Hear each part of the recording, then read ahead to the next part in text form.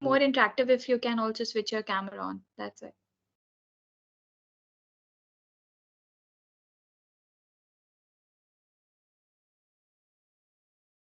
So you have enrolled in this course of biomedical signal processing?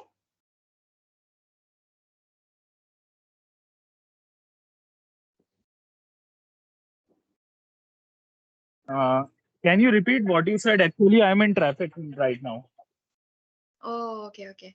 You have enrolled in this course of biomedical signal processing? Yes, I have enrolled. Okay. So do you have any specific questions today, or it's like I'll only go through the assignments of previous year and the summary of what sir taught for the week one's lecture, that is from lecture 1 to 6. So if there's anything that you want to know in more specific detail, you can let me know. Otherwise, I'll just go through Yeah, the. sure. Sorry. Yeah, sure. Okay, so is there anything from your behalf that you want to ask? No, right now, actually, I'm not having. Okay. You can mute yourself then. Thank you. We'll wait for a few minutes. We'll see if others join, then we can start.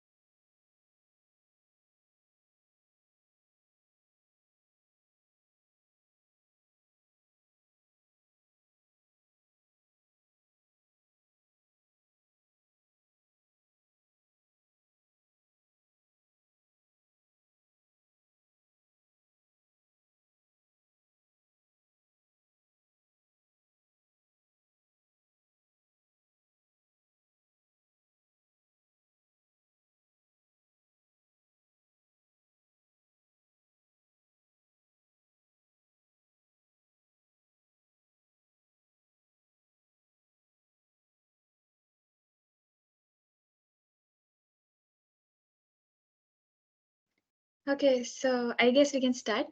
Hello all, thanks for enrolling into the course for biomedical signal processing. So you all know that Professor. Okay, there are some more people joining. Let's wait for 5 more minutes, then we can start.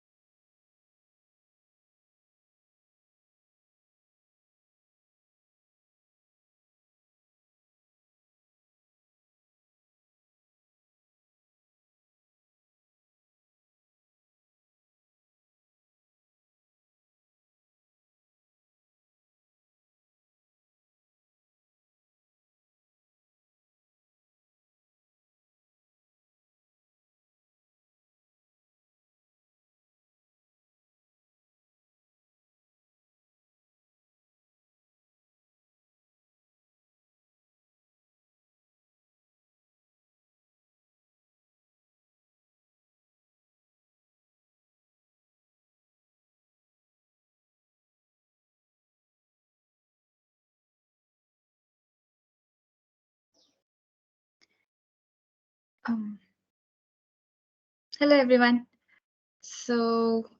Thanks for joining the session, and I welcome you all to this weekly session. So, I'm Jagriti. I'm doing my PhD at IIT Gandhinagar. I'm a second year PhD fellow, also a PMRF fellow. So, that's why I'm taking this course. It's like the extra sessions for this course, that is Biomedical Signal Processing.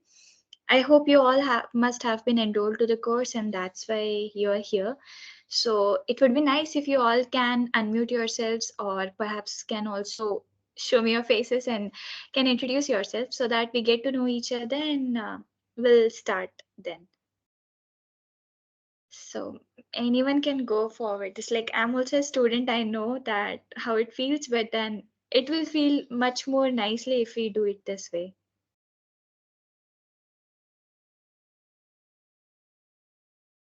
Someone can volunteer first.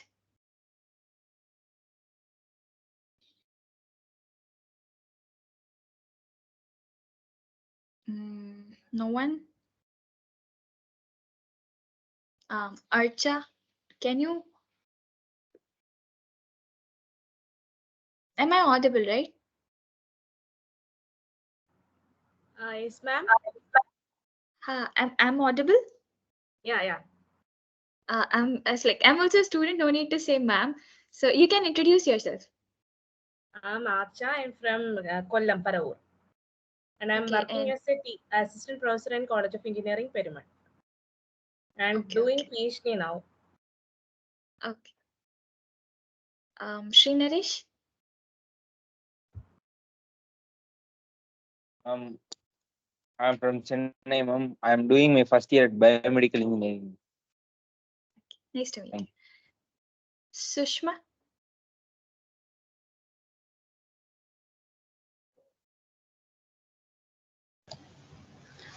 Hello.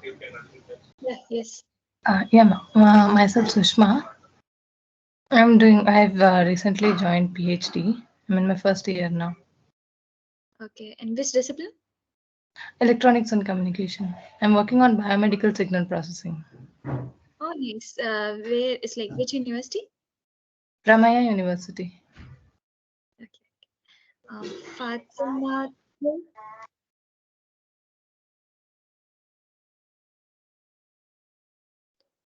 Okay. Siddhi. Oh, okay, okay. Yeah, you can go ahead. I'm student, third student. Okay. Siddhi. Yeah, so I'm Siddhi. I'm currently pursuing my third year BTech in biomedical engineering. Okay. Ayush. Good evening, everyone. I am Ayush Porwal and I am in fourth year BTech in Electronics and Instrumentation branch. Okay. So there's one more.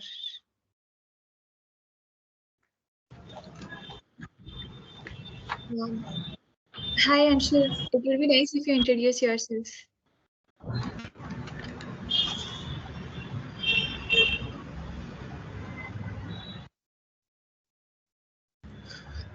Okay, hello everyone. I'm Anshul Surana and I'm from VIT College in Pune and I'm from Electronics and Telecommunication Department. Okay. Arya, you can just give a short introduction of yourself.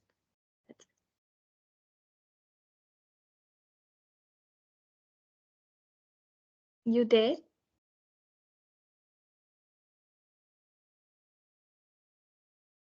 Okay, it's fine. So, okay. So we'll start this session. What I'll do is okay. So I'll go through the lecture slides of what Sir taught and for the week one, that's from lecture 1 to lecture 6. And subsequently, we'll go through the previous year's assignment that will help you to solve this year's assignments. If you have any queries or doubts, you can just write those in chats and I'll solve them by myself. And from the next session onwards, we'll do them together.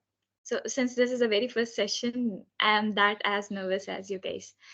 So Given most of your background is from biomedical and electrical and electronics, this first week lecture was more of from anatomy and physiology, just to give a motivation about why we are studying this and what all applications this particular field has and where we can employ it.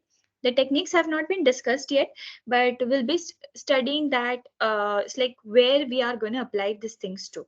So to model the particular systems in our body or a particular part of it, like those. So I'll share my slides.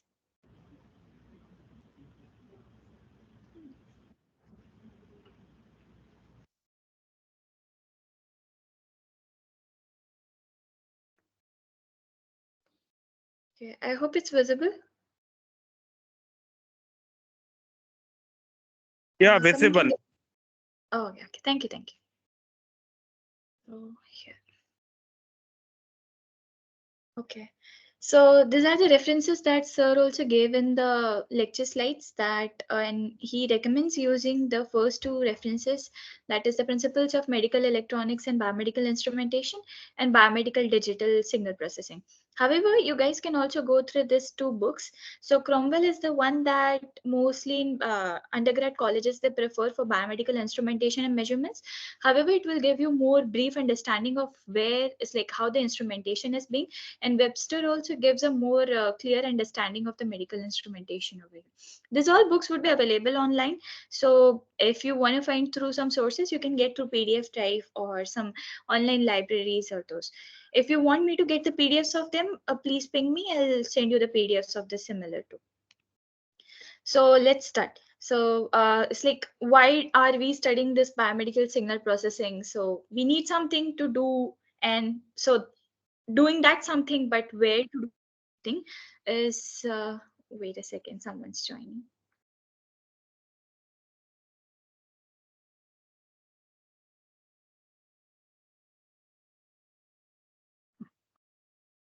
Okay. So we all know that our human body is a particular system, and this system has many different kinds of system. It's comprised of the skeletal system that supports our bones, protects the different kinds of organs. Then muscular system, which flexes and bends, has different types of functions which help us to walk and everything. Circulatory system, we have generic circulation, systemic circulation. Then digestive system responsible for regulating the fluids in our body. Urinary system, nervous system has also central nervous system as well as the peripheral nervous system. Reproductive system, which varies from innate organs as well as from the living human beings. Lymphatic systems for immune cells is like how it reacts when something foreign enter into our own body. Endocrine system for regulating it. Again, respiratory system that considers the volume, how it goes back and through. So we'll see how this all systems play a part in, but what we have to know is like we have different kinds of system in our body. Now what are we going to do is like there are special type of people over here. There are some doctors, there are ophthalmologists, there are gynecologists. So people are there which have a role. They have a specialized, it's like they do their perspective things in a particular kind of system, but it's not like that each of us know everything about each and every system. So what we do is like we focus on a particular organ of interest that we it's like that we like or that we want to do something crucial in that particular field, and we go towards it, and then we model it, or we see that what all things are not there or what's the hurdle that's playing into role. So just going before into these systems, we have different types of building blocks that how it goes into this human system. So we have millions or trillions of cells, the cells which is like they degrade, they regenerate, and they have millions of functions over there. A particular type of cell forms up a tissue. Many types of tissue forms up an organ, that's kidney or liver or heart, and then a particular subsystem, say our circulatory system, which has those different kinds of organs, and then a complete human system. So first we'll just see that how particular cells is like how a particular cell will act or react. So y'all, it's like if you don't also know the anatomy of a cell or the basic biology of cell, it's very fine. It's like it's not that necessary for you to know that what a particular cell is or what a different type of cell is, or we say that okay, we have mitochondria, we have this ribosomes. All this is like in the cytoplasm of a cell. There are animal cell, plant cells. You don't actually need to know all of those. What you need to know is what are the things which are essential for a cell, or how a particular cell reacts when something comes in, when something goes out, so that you can know the mechanics of it. So what happens is like there's this cycle called as action and resting potential. What happens over here is this actually plays a role in neuronal cells, but it also has a role in your cardiac cells, the myocardial cells, or actually when a particular process happens, when you give an excitation to something, there will be a reaction to it. So this excitation here is nothing but you when you measure potential in a cell, it's not always with respect to inside to outside, so hence it's always negative. So when it's at resting state, it's approximately 90 millivolts or negative 70 millivolts. When it rises the threshold, so what happens over here is there are these different types of channels. So there are sodium channels, there are potassium channels. Now you might be asking that why are these channels over here, or what role these channels play. We have calcium in our body, so for regulating those calcium channels, we have this sodium potassium channels, we have again chlorine also is there inside it. So this everything in the beginning is closed. Then what happens, something comes in, something goes out. When this something is as like crosses the threshold, our system will do something so that this particular something will go back to its original state.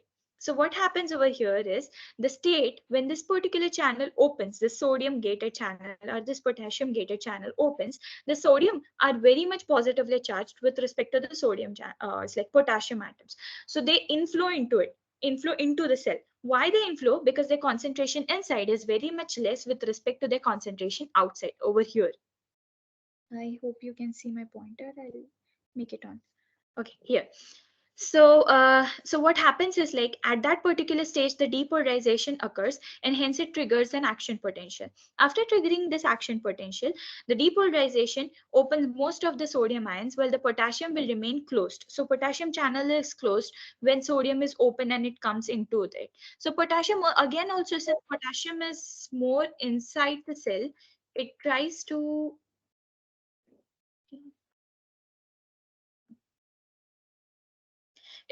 that the others wait, sorry for the disturbances. Okay, so it tries that the so since sodium went out, now potassium also wants to get in, so that sodium went in, so potassium also wants to get out, so that the concentration of theirs in and out should be equal. So they want to make their own equal concentration same as theirs. So potassium goes out, but when potassium goes out, now there is a sodium potassium pump which tries to make it even everywhere, which tries to make it as it was into the resting potential, so that our action potential and the resting state will come back to its own state. So what happens is like it will block this sodium channels, so that most of the sodium that are inside will be through the sodium potassium pump will be pumped outside, and the sodium will be pumped inside. So that is why where we call this repolarization stage. After the particular while, this undershoot happens, which is even more negative than this state, and this state is called as a refractory period. So what happens within this refractory period is the cell won't, it's like even if you give an excitation, it won't react to it. So it waits for a particular amount of time and then only it will react to it. So this is a most basic simple cycle of how it happens. Is just that initially it's in the resting state. There are some channels which plays a role, and we all know that if something goes against nature, it has to come back again to it. So sodium plays its role, so depolarization happens. Potassium plays its role, repolarization happens. It exceeds the threshold, the refractory period, it won't react, and again it come back to its resting state. So it is now ready to react to a particular excitation given. So from there, we know that our human body is a particular system. We have different types of biopotentials. These are ionic voltages. They give rise to a particular waveform. This particular waveform, there's a delay transition. So this particular delay, the refractory period, it's not like in electronic circuits that everything will just like we give and our response would be there. There are these lags. The propagation of action potential takes some time. So these are the kinds of modalities that we have in our own body through which we measure the responses of it. So there are two differences over here. One is graph, other is graphy, and then it's the gram. So one is as an instrument, other is its output, other is the technique. So this is electrocardiogram, this is for encephalogram, this is oculogram, this is myogram, this is retinogram. One with heart, then with the nerves, neuronal cells, then with the eyes, with muscles, and with the retinal cells. So first we'll go through ECG. So what ECG stands for is electrocardiograph. And for that, what you want to know, what you should know is that how the particular heart cycle plays a role in. So how your atrial depolarization to ventricular depolarization to ventricular repolarization take place in. So from here, now you know that what depolarization and repolarization is. But what it's in actual simpler words is that depolarization is contraction, repolarization is relaxation. So if there's some biomed person over here would like to volunteer in and to explain this particular cycle, it would be very nice so that people here can understand that how it's going. Someone? Oh, there are more people entering. It shouldn't be like, okay, I'm only saying. So I should also know that what you guys know, and if I'm able to, it's like tell you what I know and you're able to grasp the information. So can one of you volunteer and explain this particular cycle, that how our heart pumps and from where it pumps and why this waveform of PQRS, what it means, and this, you know, the cardiac cycle. People from Biomed can hop in.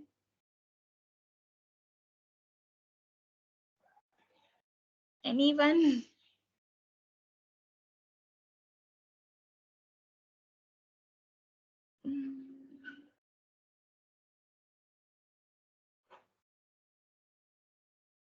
It's not like I'll say anything. It's fine. You can say what you know within that particular cycle, and then we'll just see that, okay, how it's going on. So people here will also understand that how it's like how the cycle goes on.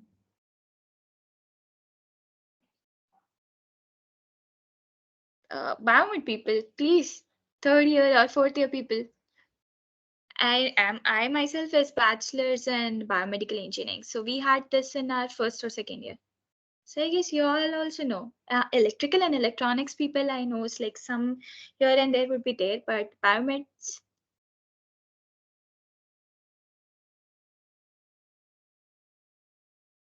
Please, please, please.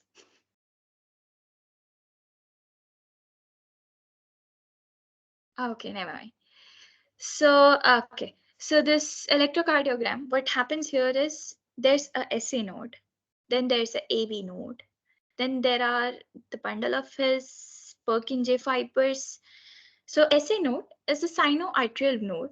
What this node is a natural pacemaker of our own heart. So what happens here is the electrical, what we are trying to see here is the electrical activity of the heart. So there's an excitation given to the SA node.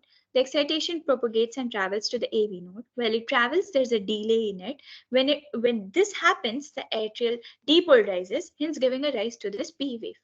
After which, when it goes down, there are these valves. Now, these valves are nothing but they make sure that there's no backflow of blood over there, so that there's no regurgitation. When it comes back over here, so this two atriums, these two ventricles will contract, giving a rise to this QRS complex that is called as QRS depolarization. When it happens is that when the SA node gives the impulse or excitation to the AV node, from here it travels back to the bundle of his Purkinje fiber. The order might be altered. Travels back to here and it makes the whole ventricle contract. So this ventricle contracts and hence pushes the blood into the aorta and to the entire body. So the ventricle contracts. After a while, when the ventricles have been contracted, the whole blood has been given through, the ventricles open up and hence the blood goes so from here to the entire body. I guess you're not able to see my pointer. Okay. So this is how it gives rise to this PQRS complex. If I'm wrong, anyone can point me out. So when it happens, this whole cycle, it takes around 0.8 second to complete it. So it's very cool, right? In 0.8 second, everything's being pumped in, being pumped out, and to entire our whole this body. So these are again the procedures. There's again a different word for it, that's atrial systole and atrial diastole. It's like ventricular diastole or atrial diastole or ventricular systole, which again represents when it contracts, when it relaxes, when it contracts, when it relaxes. So these are the, it's like for your information or for your exam point of view, that they might ask us like, okay, what's the duration of atrial systole? Okay, this is 0.1 second. Then for the ventricular systole, for the atrial diastole, for the ventricular diastole. So this is how the cardiac cycle plays a role in. You might find more information on Wikipedia or some PubMed type of sources. So this is information I took from Google Images as well as from the book called as this Webster book. So next, we have different kinds of lead for measuring the same. There are some unipolar leads, there are some bipolar leads. Someone's joining.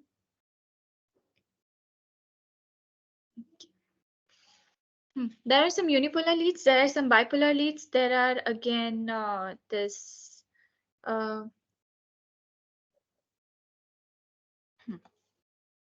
your this one single, I forgot the name, precordial leads, that is on your chest. So these are different types of leads. So what they always assume is that your right leg is the ground, then the other leads are connected to, so one is between the both of the arms, one is between one arm and one leg, and the other arm and the other leg.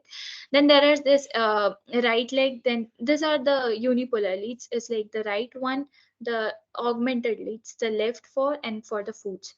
So here is how you can see how it varies, and this is actually this term or how the leads were being is like recalled was from Enthoven. So he gave a triangle through which we can actually map that how particular lead is connected, and there's an actual law for it which says that lead 2 is composition of lead 1 and 2, 1 and 3, where you can see that it's actually a vector sum of the products. It's like going from negative to positive and from here to here, whereas this is in the opposite direction. So this is equals to this plus this, just the vector sum of these two products. So it tells us that okay, when someone is going to record, so it's actually 10 electrode 12 lead system, or it's like some people may use 5 electrodes also in some cases. Someone's joining. Okay, so like that. So this is how we measure ECG, and this is how ECG measurements are being conducted.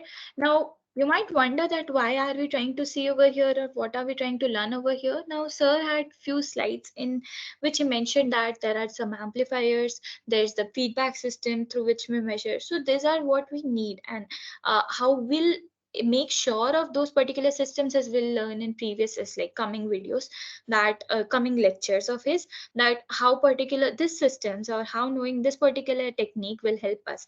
Because what you'll do further is like how the course states is the signal processing. So you'll be able to see how getting a knowledge of this particular techniques will help you model the particular systems as well as post process their own data. Or say if you have this ECG data that is in this PQRS complex, but it's not always this PQRS, it's not always this sharp or plain PQRS. It's something that you might not even understand. There are many pathologies with respect to ECG. One is bradycardia or tachycardia, to give it's like to name some few, or there are some regurgitations, or there are some flutters. So these cause very like very rapid flow, very low, slow flow, or inversion of a particular waveform. So again, you might have heard it's something called as myocardial infarction, is like death. So all those things are cardiac shock. So there are some changes in the waveform, but what you want to know is like, okay, when and how a particular change in a waveform will cause changes. So for that, you'll apply your signal processing techniques and see that, or what we are going to learn for the future classes, that how this particular waveform would be altered. So for that, you need to have a basic understanding of this particular waveform. So that's why we are going through it today. So these were the leads. Now after ECG, we have this EEG, that's electroencephalogram. So for that, what we do is we measure the potentials of this neuronal cells. Now what's a neuronal cell is that a functional unit of our own nervous system, which gives information through here and through there, also gives us some nutrients or travels the information, this is something called as neuromuscular junction, which is again responsible for transmitting a particular neurotransmitter, and then it travels, it's like gives back the information. So how the information is being transmitted is like, consider this is one neuron, the other neuron is here. So the axon terminals of one neuron to the dendrite terminals of to the dendrite beginnings of, or this particular ends of the other neuron. So from there where your information exchange takes place.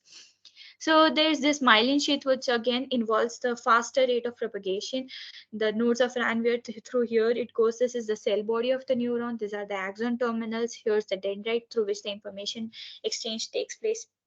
So here again the same principle of the action potential and resting potential applies, is that some excitation is given to your neuron, it will undergo depolarization due to the sodium and potassium gated channels. Again, it will undergo repolarization when they come back to its own state, that is resting state, and the refractory period, and hence they attack. So this is how EEG takes place. So there are again some conditions, or people say that for measuring EEG, there are different kinds of electrodes. Now this kind of electrodes can be non-invasive. We might measure it non-invasively, or we might measure it invasively. Now what's invasive is something that pokes in, non-invasive something that doesn't, is like from the surface. So there are some electrodes which just measures the surface electrode potential, whereas there are some electrodes like needle electrodes which we directly deeply penetrate in, which we directly deeply penetrate in our own, it's like say skull or something. Please mute yourself. Thank you.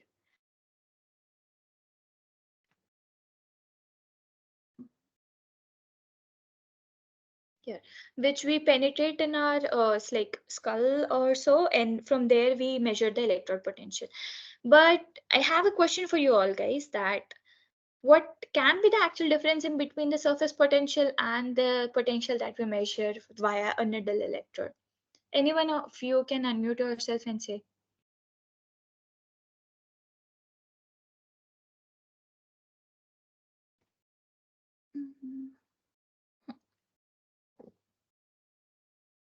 Please go ahead. Or you can also write in the chat box if you feel. So we have to make it a working session as well as an interactive session. So if you guys don't speak out, I won't be able to say to my authorities that, okay, I conducted a session and gave out some information that I knew and others were able to grasp it on.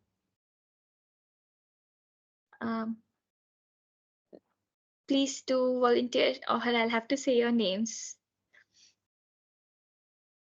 So what's it's like, I can repeat myself again, that what's the actual difference when we measure the electrode potential of EEG, say from the surface or by poking in the needle, and what's the difference in between these two types of potential, is that whether we get more accurate activity, or we get a local activity, or we get activity from a single neuron, or we get activity from a group of neurons, which recording is more reliable or which isn't, or there can be a particular application for we are doing it. That again depends on the application. So I perhaps gave out the entire answer, but some of you can speak it out.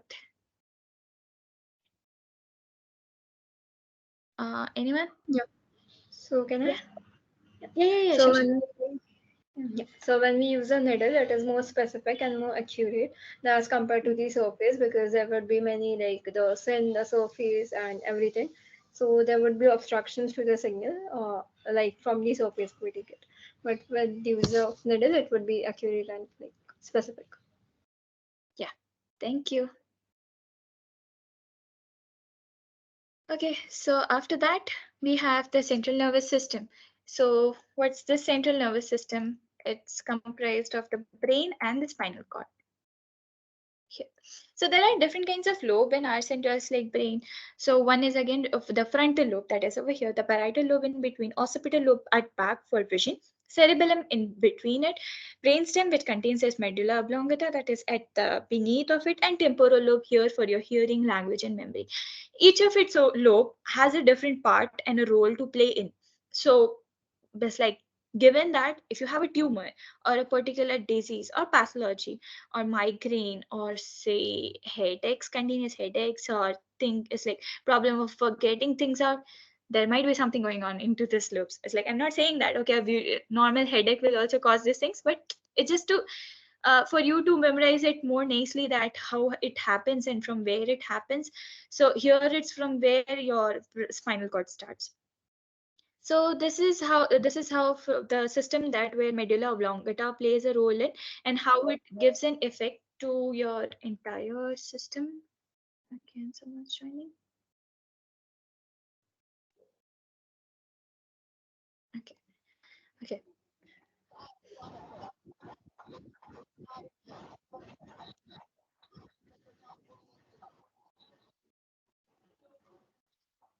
Please mute yourself.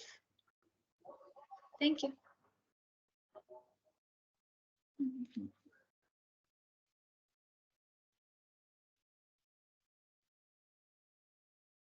Okay.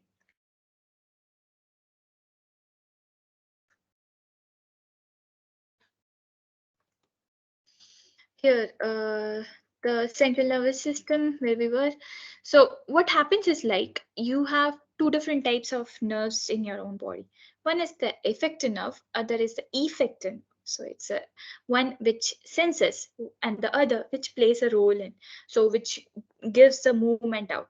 So these two different types of nerves are what plays a role in your entire central nervous system.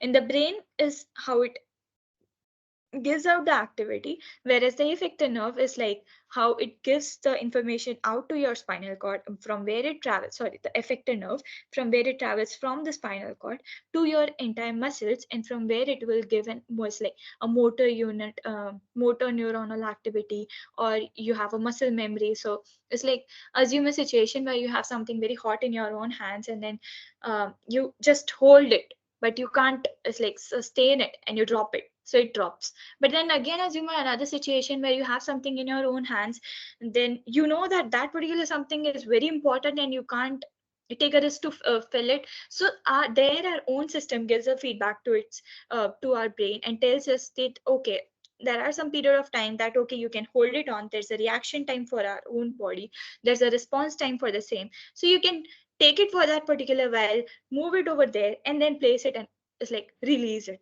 So there are this particular types of system that we have. One is the sympathetic system, other is the parasympathetic system, for the fight or flight response or for the play response. So these are type of systems or the particular nerves which are there for each and every particular lobe, as well as for each of these activities, and how it plays a role from from the higher brain structures to the lower brain structures, that is to the chemical activities, to the pressure activities, to the joint movement activities and all. So what the effective role plays a role for when sympathetic activity happens, it increases everything. If it's your pressure, uh, it will increase the pressure within your vessel. What happens through it is like the resistance also increases and the flow stops. So again, if you are, say, in a situation where you're panicking a lot, so there your sympathetic system is playing its own role. So your heart rate is increasing, the rate at which your muscles are contracting and relaxing has been increased. So there your parasympathetic system will play a role in, and this our brain will tell the spinal cord to play such a function that, okay, this kind of activity is not being needed, it's being overstimulated, please go and do something so that it can be reduced. So this is how our entire nervous system plays a role in. So for doing so, we have this EEG. So there are this 10-20 system of electrode that plays a role in. These are placed accordingly at, it's like 10 to 20, it's like 10, 20, 10, 20, like that. And there are different kinds of, so the lobes that we saw is like, so here was our nation, then this is the frontal parietal, then this is the frontal zone, this is the central zone, this is the parietal zone. At the sides, we have temporal, just as I said, for hearing. So this actually, you know that these are the a temporal bone, or the bones that we have beneath our ears, are actually used for recording. While recording, we use them as baseline. Why? Because this particular bones are very strong with respect to our entire skull, so it holds in, so hence it gives us a particular proper reference, so that whenever you're doing any activity, it won't do anything. It's like there are much, it's like not much changes. So as we saw in ECG, while doing the electrode measurements activity, the right leg was always an electrode, it's like the ground potential. So here what we do is like we take the temporal lobes, is like this particular, the two lobes that you have is like the bones that we have beneath your ears. You can just feel them, they are very strong. So there we take, or always take, using EEG, we take them as potential, ground potential. Then we have this occipital lobe, that is the one responsible for the vision.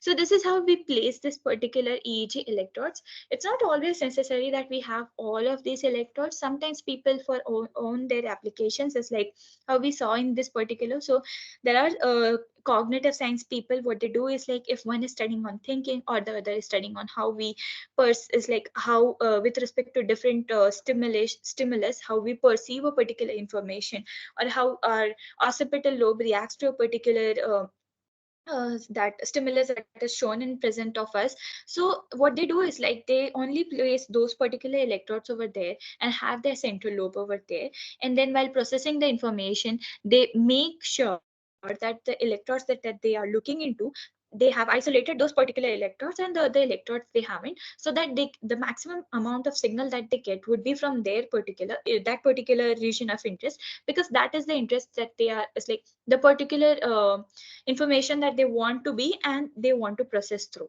So the others that they will consider is like, they'll just do a high pass filter or low pass filter and take out the frequencies out of those, and just consider the signal from the upper one or the region of interest that they are focusing into. So this is how EEG signal has been it's like differentiated in between different kinds of frequencies. One is like awake with very high mental activity. Another is like you're awake and in resting state. It's like alpha activity is mostly in hours, like individuals who wake up to their regular activities. But beta activity is something that if you fell asleep in the class and teacher is like ask you something, then a beta activity is supposed to be there. Theta activity, when you fell asleep, of course, if the lecture is boring, then you fell asleep. Delta is like, okay, this is not at all interesting, I'll just go and sleep. So these are the different kinds of activity we have, and there are a specific range of frequencies that are given to them. Again, one of them is gamma activity, which have been shown to be playing a role in the neurodegenerative disorders. So what this kind of disorders are is like Alzheimer's, if you know, that something that goes on with our memory, with our daily activities, and it gives out a role. So those activities are also very high frequency activity. So it's much easier to isolate a particular activity if we know the frequency range of it. If we don't know the frequency range where it's playing a role in, then it's very hard to come and isolate a particular band of frequencies or the particular is like the application that you're looking into. So it's nice that we have a general criteria of this particular, but yes, this does not even fall always, but it's like it changes from while to while. But you also need to be sure that okay, for where you are looking into and how you are looking into. So the last one is EMG. So this stands for electromyogram. So we saw that we have this action potential and this resting potential, but there's something different in EMG. So it's like take your hand up and take your hand down, you flex it, you extend it. So this kind of muscular activity has a role of different kinds of proteins or peptides that we have in our own body. Now, what are these proteins? There are some thick filaments, there's some thin filaments.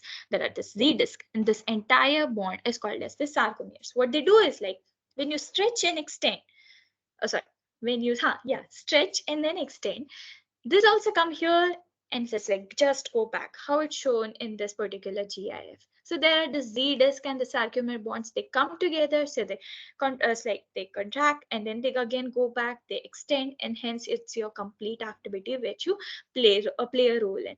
So there are again at a particular different activity, they come together, they go back together.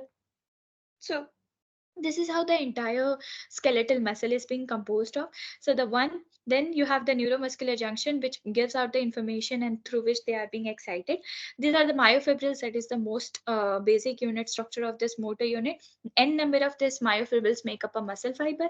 There are also this myelin sheath, which involves a faster propagation of the information through it, and the Schwann cells. So this is how your entire motor neuron is being comprised. So take one thing in your mind, that if you know how a particular cell is composed of, you know everything what's going on in your entire body.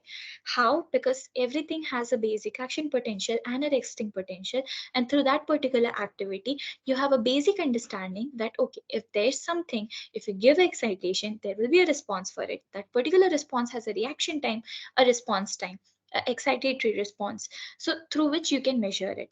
After that, what it's that you just need to know specific details of the entire, it's like a particular modality, and after which you are ready to post-process its own data or module the particular system.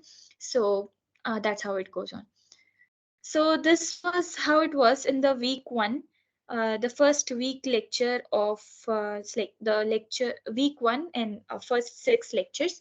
I'll go through few questions. I hope that you all can unmute yourself. We'll just go through the questions. Those are very basic questions, so you all might know them. It's just MCQ type of it. You don't need to even solve those. So I've shared my screen, so I guess you might see those over here. So the first one is here.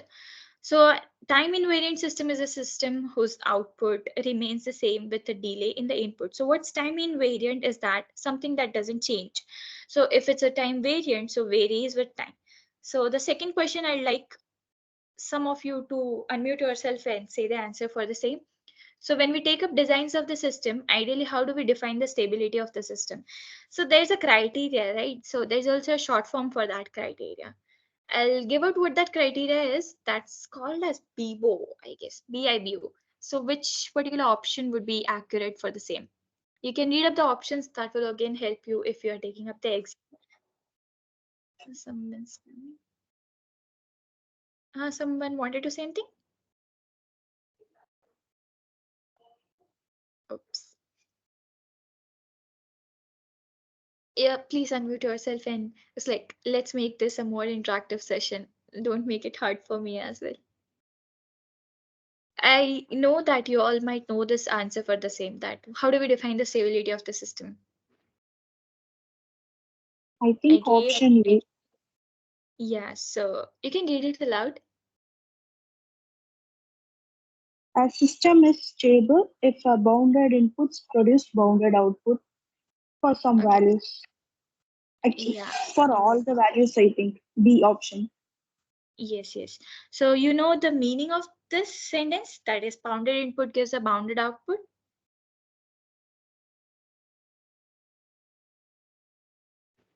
So since she gave an answer, someone else can say that. What do you mean by bounded input to bounded output?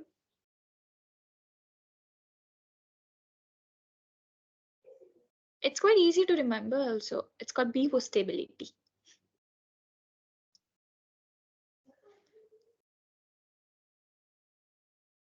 So the answers is like, if you give a certain values of input, it won't give you an infinite value.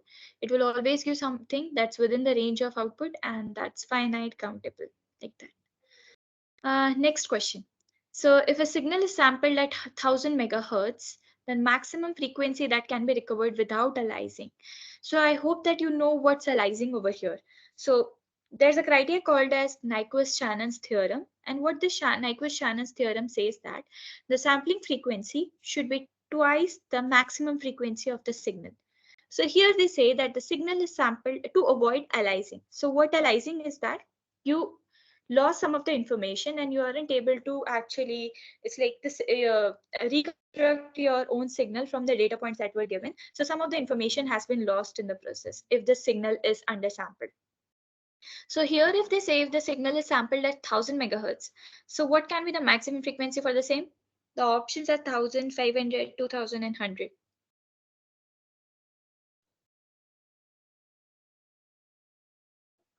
Please unmute yourself. Say some answers. It's fine if you say some wrong answers too. I don't know your names.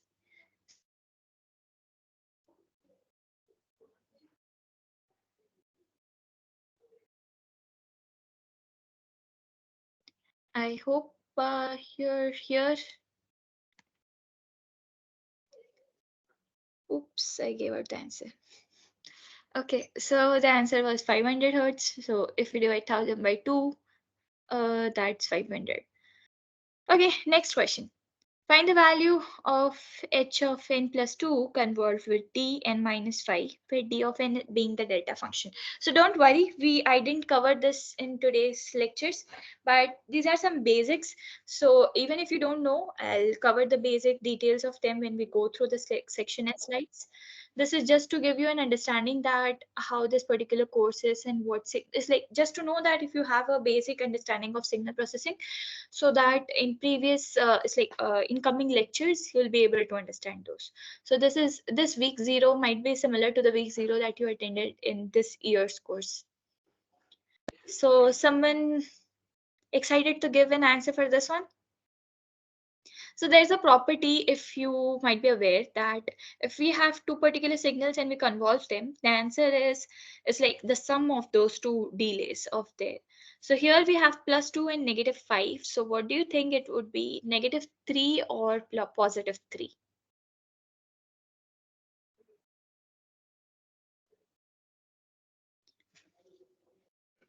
I know that many of you know the answer. Just unmute yourself and say the answer. I hope it's visible.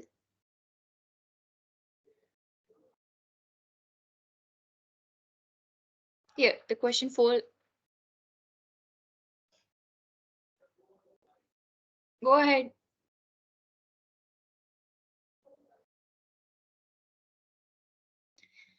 Or I'll have to say name of few of you. It's like, I'm also a student. Please don't let me do this.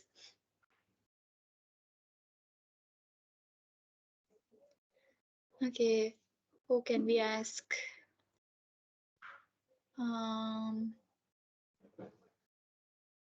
Deep Bhavik. Do you know the answer for this?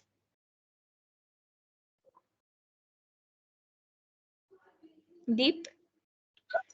Yes, ma'am. Do you know the answer for this question 4? I think, ma'am, this is n-3. Yeah. So you know how it's n-3? What's the property? You can say it for us. Yeah. No, ma'am. You can say it aloud. No, ma'am. You can just read it, this sentence. A convolution with delta function shift the output signal accordingly. Yeah, so that's nothing but if you have two particular signals, that is n plus a minus, it's like n minus or n plus and the sum of those two delays that you have. Okay. Okay. Thank you, ma'am. Yeah, thank you. Next question. Two unbiased coins are tossed. What's the probability of getting at most one hit? So I guess most of you know what this is. So at least is more than one, at most is at max one. So if two coins are tossed, we have 4 probable outcomes. It's like tail, head, head, one tail, one head, one tail, one head, one tail. So if we want at most one hit, so we have to look for the opportunities where there's no, as like all tails or no hits.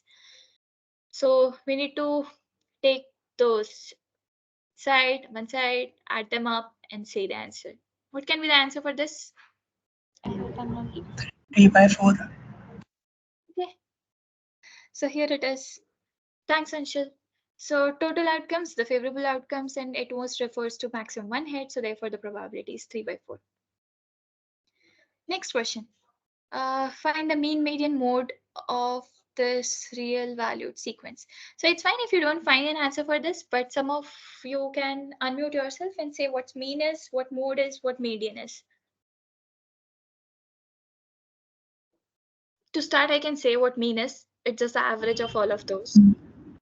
What's mode? Yeah, mode is the most recurring value, and median is the middle value of the entire unique numbers available. Yeah. If I may ask, if you have even numbers, how can you find your median? Or you have odd numbers, how do you find the median?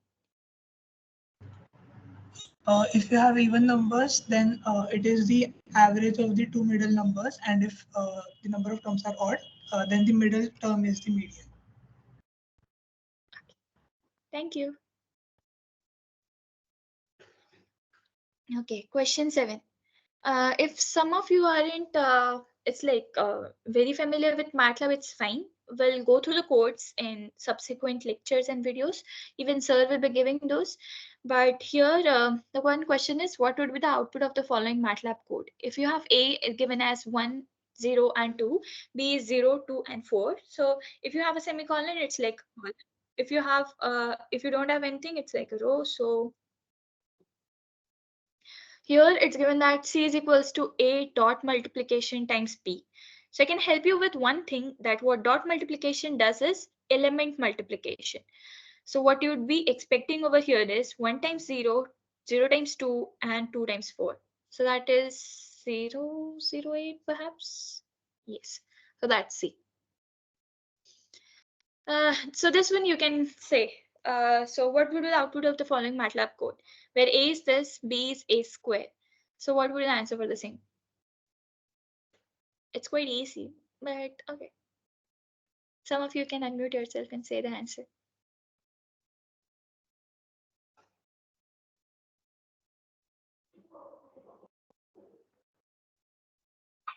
Option A. Option A. Okay. Oh, matrix multiplication will give the answer. Oh, okay. So this is not A dot, it's like the power 2. It just multiplying 1, 2, 3, 4 to 1, 2, 3, 4. So it's like row times column, Option row C, times. ma'am. Yeah, yes, yes. Okay. So this question. If the signal x of n is this, then find the value of y of n is negative n plus 2. So here, what this underline shows is, okay, here it's written that the value at 0, what's negative n is reverse the entire signal, and then plus 2 is advance it. So if you can just tell, it's like, don't do it, but that where the 0th underline will go here is. Oops. Yeah. That just to see that where the 0 is going, that's it. The answer, it's fine if you are not even able to say. You can just take your pen and notes, map it, that okay, at 0 it's 0, -1 it's 2, -2 it's 2, -3 is 3, 1 it's 1, 2 it's 2, 3 it's 3, 4 it's 4. If you flip it the entire way, the positives will go to the negative side, the negatives will come to the positive side. You advance it by 2. So what do you expect?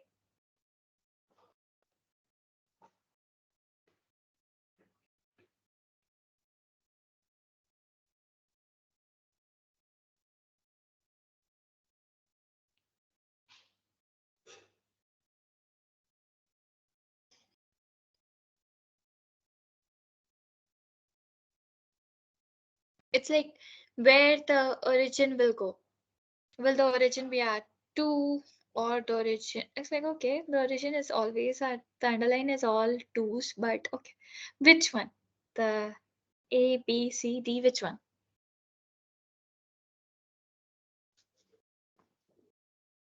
Option B. Let's see. It says option A. So what they have done is x of n is our own signal, delayed the signal by 2 samples. So we shift it 2 times there. So now it's at 2, and then you flipped it entirely.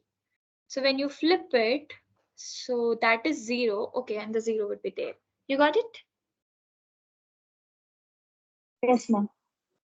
Okay. Okay. The last question, I guess. What will be the output of the following MATLAB code? Where A is 1, 2, 3, then it says to display A of 0. So there might be two things over here, that 0 might be the index for the same, or it might also tell you that the value at 0. Do you see that it's at 0? Next. It will create an error because the matrix starts from 1. Yeah, yes, true. Okay, so we'll again see some few questions. Okay, I gave out some answers over here. Okay, So here, the lecture slides that we saw now, these are some theoretical questions. These are just to tell you the fundamentals of biomedical. It's like if you want to deep in, just like go into biomedical, so into this particular field, it's very basic that you, it's like very necessary that you should know about the anatomy and physiology of our own body. So for the same that this course is being involving this anatomy and physiology, don't worry, the biology won't be there too much. It would be just for the sake that you are able to know and understand how the signal processing would be applied to the biomedical or the mechanics of the same. So first question, I gave out the answer. Where the blood cells are developed, they are developed in the bone marrow. So this you can find in the lecture slides, where what sir has shared on the online forum, or you can also go through the videos for the same. If you have a doubt why a particular this comes, you can again ping me and I'll be happy to help you.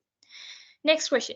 In which of the following process net K plus ions flow out of the cell? So is it depolarization, or both A and B? Repolarization. Oh, you said D or Re? Option B. Yeah, yes. Okay. So can you say that when it's depolarization? When the cells trying to relax. Someone else?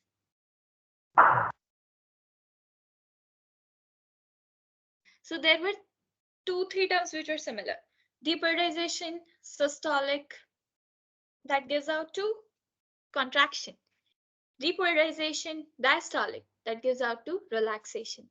So here you said repolarization is very correct when net K plus ion flows out of the cell. When it happens depolarization, it contracts back and the sodium ions come into the cell. I hope you get it. Okay. Which of the following combinations are not correct? Larynx, I know that I haven't covered this all detail, but it's fine if you don't know. We'll go through them each one by one. Today was just an introductory section. So larynx, a respiratory system, capillaries to respiratory system, alveoli to respiratory system, or veins to respiratory system. So let's just go through each one of them. That what's larynx at first, and what's capillaries, what's alveoli, what's a vein. There are 4 questions. 4 of us can answer those. What's a larynx, or where a larynx is?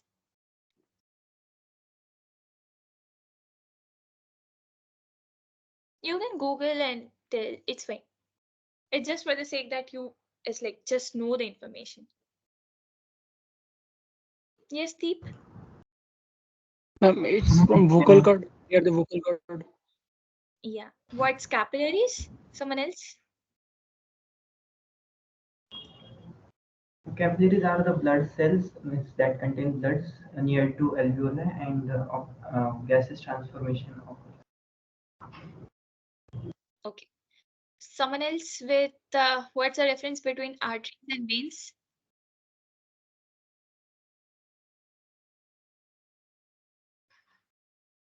Something that carries blood, something that takes the blood away. So what carries the oxygenated blood, or what carries a deoxygenated blood?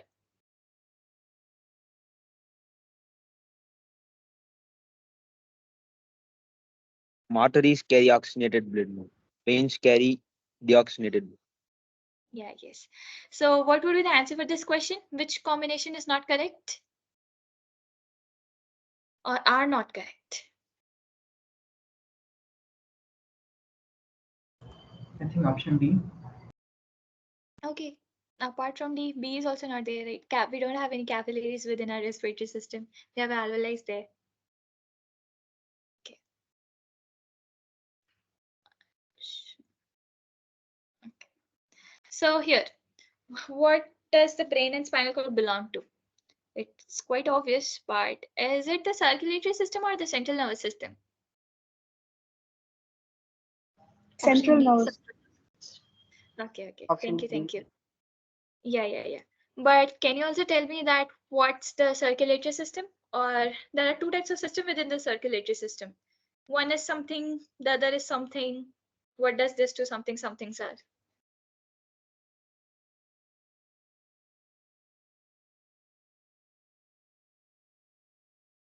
So one's a generic circulation system, other's a systemic circulation system.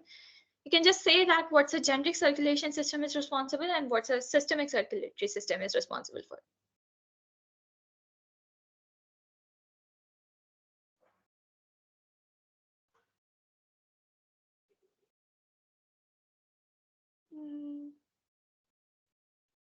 Please go ahead.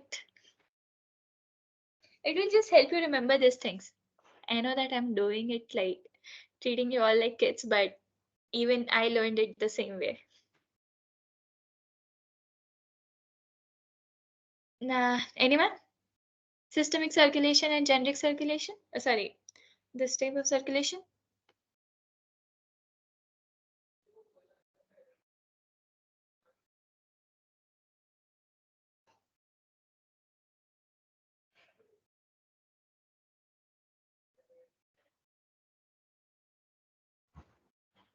Sorry, pulmonary circulation system. So what's to the entire body and what's within the heart are the two different types of systems. Okay. So here, the waveform with frequency 12 Hertz, which can be seen in electroencephalogram is, so I'll show you the frequency ranges if you don't remember, because I myself don't remember those. Here, so which is the one with the, what was the question? With 12 Hertz. It's quite obvious, Option right? B.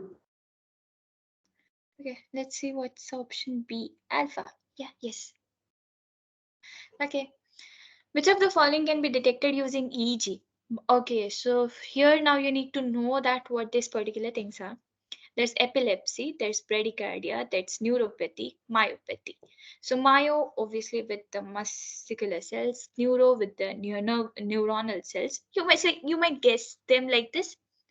Bradycardia, I said that it's something associated with the cardiac cells. So what bradycardia exactly is that your heartbeat slows down.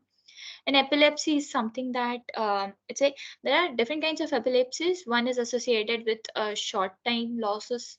It's like you get some fits and you're not able to, and there are some seizures that you're not able to remind some particular things. There are some things that you forget. So these are kind of things. So what do you think that EG can detect? It's like, okay, we can cross Epilepsy. out epilepsy, yeah, perhaps. And what do you think for neuropathy?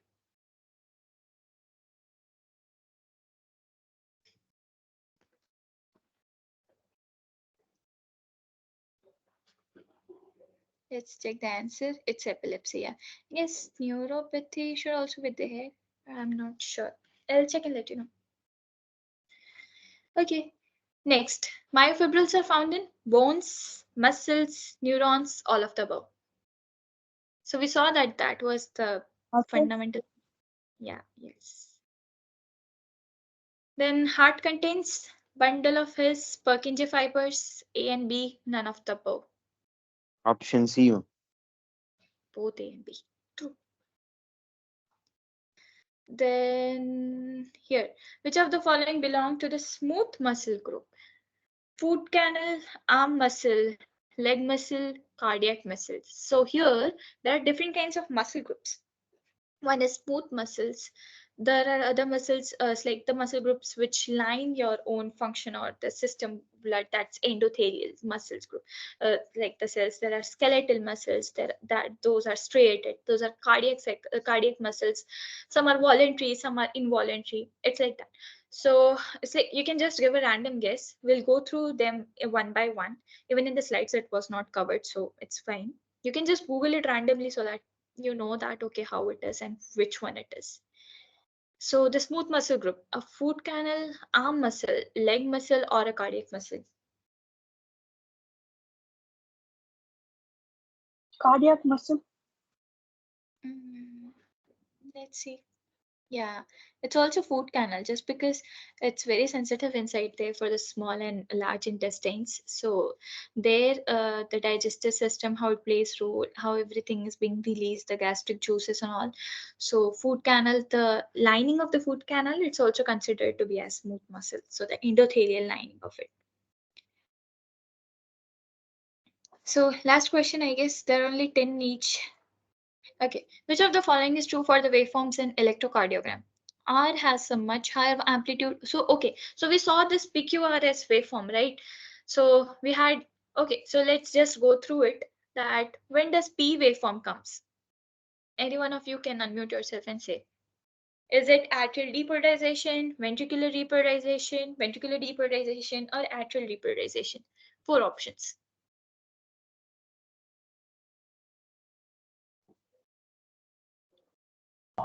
Atrial depolarization. Yeah. Then the QRS complex.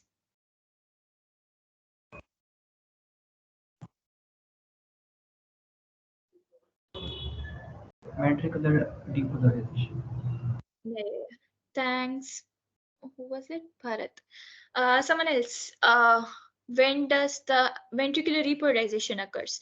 So we have P, Q, R, S, and then we have something called as T and U also. There also we have some refractory period. So that is again after U, but okay. So ventricular repolarization occurs over there. So here the question is that what is true for an ECG, given that it's a normal ECG with no pathological conditions? So does the P has a higher amplitude, or T has a higher, or R has a higher, or P has a lesser? So have a look.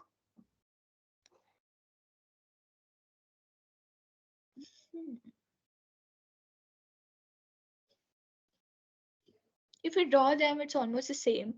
But I guess in pathology, atrial depolarization and then the R wave, PQR. So R is actually the highest one. So what can be the answer?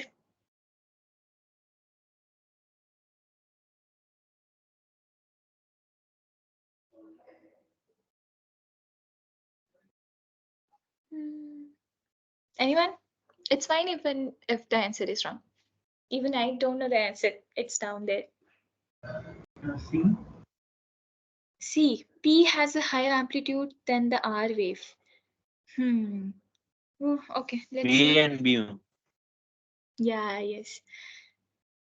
Because we have the P wave, then we have the QRS. So R is always the higher one, and it's always it would be the higher than all of the amplitudes because it's the ventricular depolarization. This is the highest just because it pumps a lot of blood and it pumps to the aorta, that's the biggest artery, and then it pumps to the entire body. So that's why it has the higher amplitude. So you know that if we measure it's like R to R waveform, the time interval between both of them, we get the heart rate. And through that also we can measure that if it's normal or if it's not, if there is a particular pathology or not.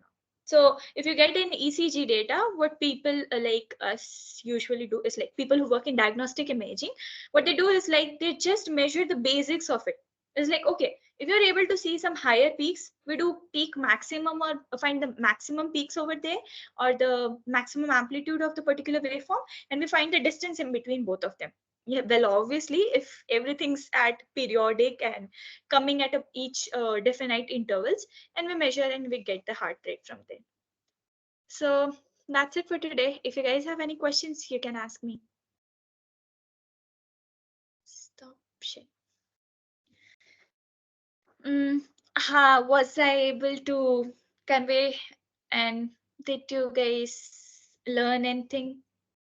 It's like what it's like what I actually taught or what I presented. I'm not asking you anything now. You can just unmute yourselves and say.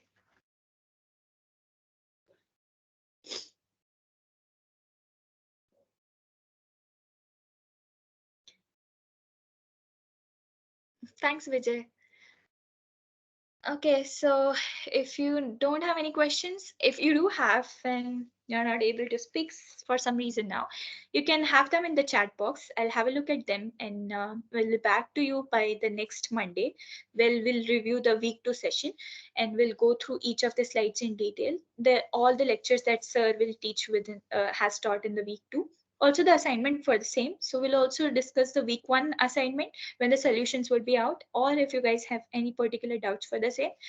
And we'll meet on Monday then, 6 to 8, same time. Thank you for Thank you, joining. ma'am. Thank you. If you have any doubts, please post them.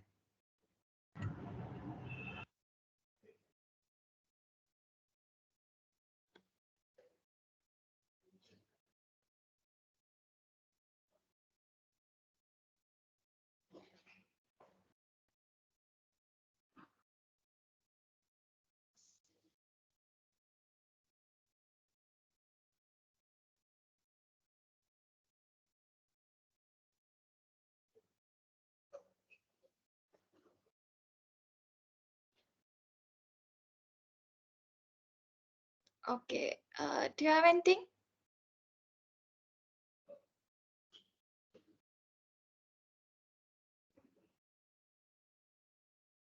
Okay, then thank you. I'll close the meeting now.